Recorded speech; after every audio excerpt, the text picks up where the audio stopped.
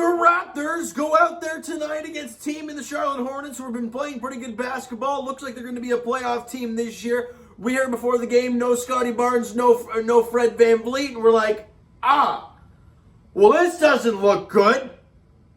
And the Raps go out there, and they win 125-113. They come out of the gates flying, and they withstand the abysmal start of the third quarter the Raps had, and they prevail by 12. And with the win, the Raptors are now 23-22 on the year, and no Raptor in the game hit 40 minutes. Now, Pascal did play 39, but no 40. And you saw a lot of bench guys coming off the bench in key moments, not just garbage time, and making plays and contributing. We'll get to those guys in a bit. But let's break down this game. First quarter, as I mentioned, the Raptors came out flying.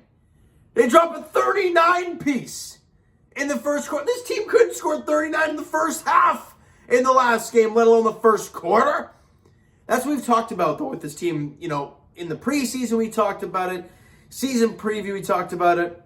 Is that offensively, you don't know what you're going to get from the squad. Defensively, yeah, they're going to fly around like crazy. But offensively, you just don't know what you're going to get from one night to the next. And that's evident over the last two games.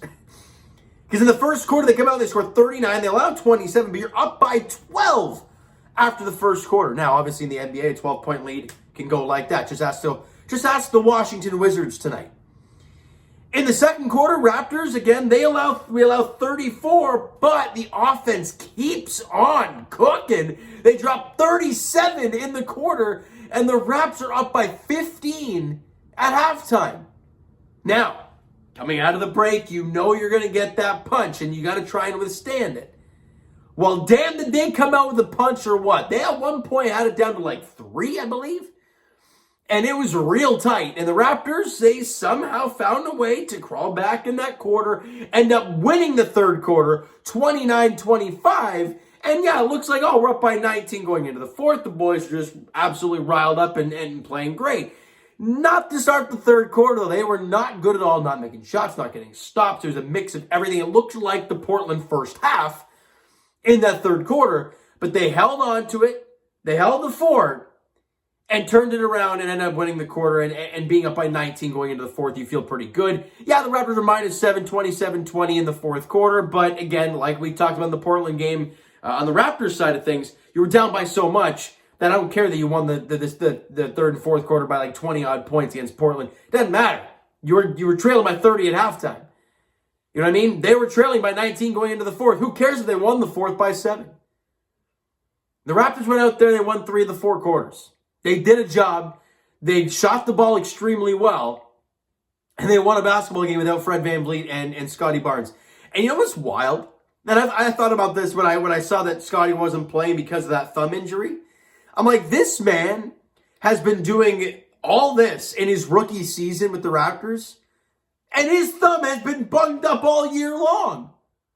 I mean, what? He left in the first 5 or 6 games of the year and had that. He was out for at least a few games because of that thumb injury. And even when he was back, you see him grabbing at it a few times. And today he missed the game because it's been bothering him all year, and he's still averaging like 15 and 8 in his rookie year. Just under that, obviously. But still incredible stuff from Scotty. Miss him dearly. Now, let's get to the player stats because there's a lot of guys that I wanted to touch on. Precious Achiuwa, look, he made an impact. Got the start in the game, only played 20-something minutes, but 9 points, 7 rebounds, 3 assists, was 3 of 6 from the field, took 1 3, knocked out 1 3 down, and was just good. He was good without the basketball, moving without the ball. And that's, players can play with the ball, right? Guys like Gary Trent Jr., he's a great guy when it comes to playing with the ball, but it's the guys who play well without the ball that is so crucial, and Precious did a great job of that tonight. Speaking of Gary Trent, though, we talked about it over the last couple of games, how he really struggled since coming back from that 5 or 6 game absence that he had.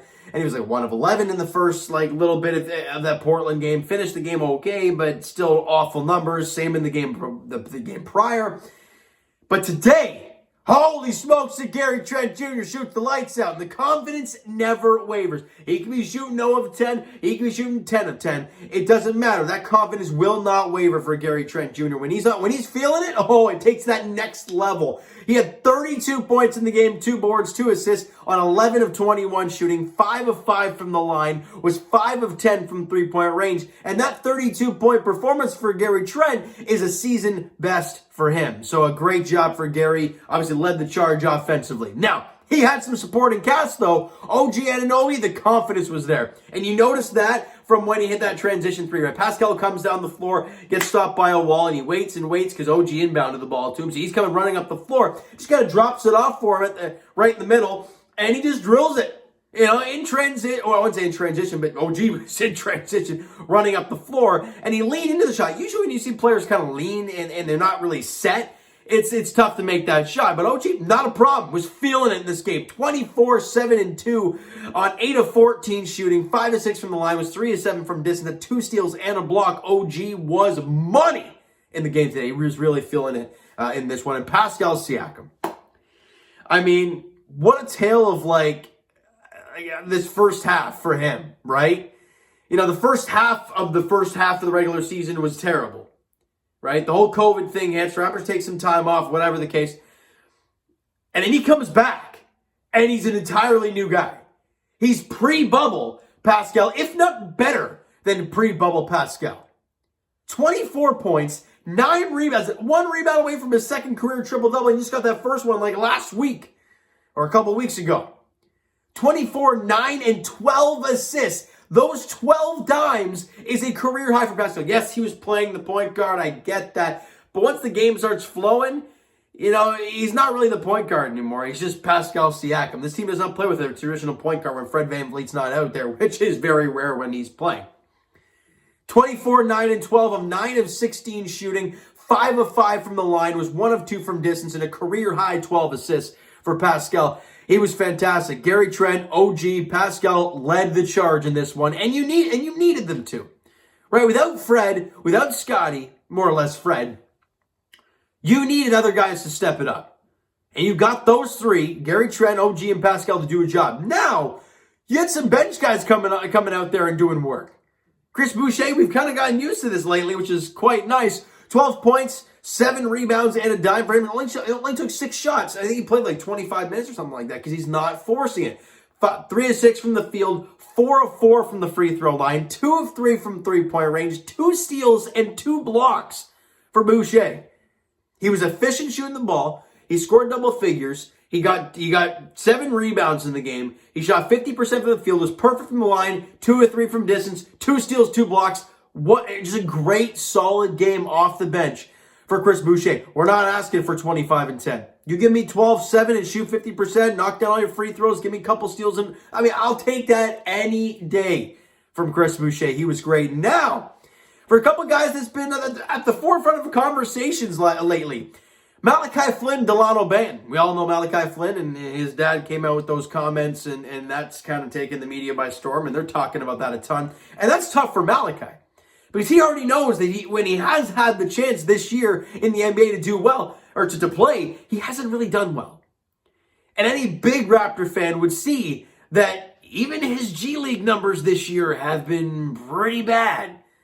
So Malachi really has not been playing well at either level, so it's really hard to find playing time at the NBA level when you're even struggling in the G League. But without Fred in the lineup tonight, you knew, you had that feeling Malachi would get some sort of look. And he did, and he was good. It's the first time I know in quite a while that we've seen Malachi Flynn play well. And I'm very happy that he did. 11 points, 2 boards, 3 dimes, 4 of 7 from the field. Was 2 of 2 from the line. Knocked down 1 of 3 from distance. And the one play I want to talk about is that blow-by. Right, the fact that he blew right by the defender. I can't remember who it was. And he laid it off the backboard there late in the game. And I'm like, that was explosive. That was a nice play type of moment. Knocked down a 3 as well. Chris Boucher knocked down a 3 from an assist from Malachi as well. He made an impact. Scored in double figures, shot over 50%, knocked down all your free throws, like we talked about with Chris Boucher. Great job from Malachi Flynn. And Delano Banton, who has monster numbers in the G League, haven't quite transferred into the NBA, which you see happen quite often. But today, not only did he knock down 2 threes in the game, he had that monster two-handed slam there in that third quarter, fourth quarter. I can't remember when he did that one, but either way, 10 points, 1 board, 3 assists for Delano, 4 of 8 from the field, 2 of 4 from 3, 3 blocks in the game. Your bench did work. Heck, Boucher, Malachi, and Delano all had double figures. Combined of 5 blocks. They did, and they were, Boucher and Flynn were perfect from the free throw line. They did it. They didn't hurt your team while they were on the floor, right? And it allowed Gary Trent and OG to only play like 34, 35 minutes because the other guys were playing well. Great job from those guys. Now, let's get into the quick team stats before we wrap this thing up. Charlotte shot 49% from the field, but 32% from distance. They shot 72% from the line and had 32 attempts. The Raptors shot 52% from the field, 47% from 3, 79% from the line. I think we still had 29 free throw attempts. It was wild. The Raptors shot very well. 79% from the line, 47% from 3, 52% from the field, and they dropped 125. This is what this team is capable of, and this is what makes everyone pull their hair out when they do what they did against Portland in the first half. With Fred, with Scotty. It's like, oh my God, they can do it. Why do they not do it more than like one every couple games, 1 every 3? It's just like very frustrating, but that could be the definition of a young squad. Now let's get to the other team stats. We were also minus 16 in points in the paint. So quite ugly there, but it doesn't matter. You were plus 10 in second chance points. You did it. I think you out-rebounded them, I believe. I think the offensive boards were in our favor as well. You know, they did a job. We didn't overturn the ball. A lot. There we go. And obviously they didn't have Gordon Hayward, but we didn't have Fred or Scotty Barnes. And it was a very good game for the Toronto Raptors. The question is, can they build some momentum? I shaved this thing off maybe to give them some good voodoo. I don't know. But they might need it. Because tomorrow, they take on the Chicago Bulls in Chicago, 8 p.m. tip-off.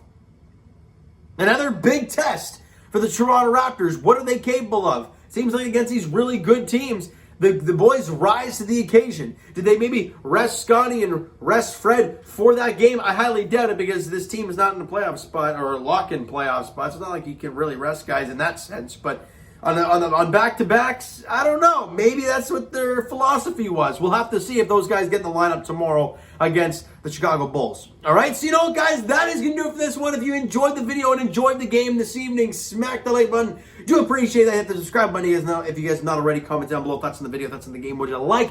What you not like from today's game today for the Toronto Raptors? Twitter link is down below, so follow up, send me a DM to that great stuff. The Instagram link is also down below, so follow up there if you have not done so already. And I will talk to you guys Leaf session tomorrow night. I believe they're at home taking on the Anaheim Ducks, which... It's an American team. No, yeah, that's right. No, it's an American team in Toronto. Weird how they're actually getting a chance to play. That could be wrong. Or maybe they've lifted that. I forget what's going on. There's just so many damn restrictions nowadays. Either way, I believe they're scheduled to take on the Anaheim Ducks tomorrow at Scotiabank Arena at 7 p.m. puck drop. So if that's the case, we'll talk to you guys post-game then. And as for the Toronto Raptors, as we talked about, they're in Chicago taking on the Bulls tomorrow night, 8 p.m. tip-off as the Raptors look for back-to-back W's and go back to 2 games above 500. It's going to be a really tough game, though, on the road in Chicago. All right, so thank you guys so much for listening and watching. I hope you enjoyed the video. We'll talk to you guys then.